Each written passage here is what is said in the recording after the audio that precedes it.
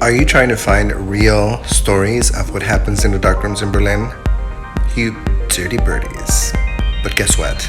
I have compiled a list in my Gay Berlin travel guide, link in my bio.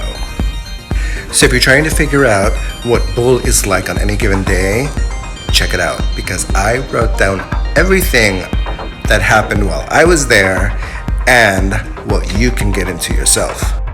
You'll find uncensored reviews of Laboratory, stories of their boiler, Tom's, and so many more. It'll blow your mind. And I'm not just saying that because I was the one that wrote it.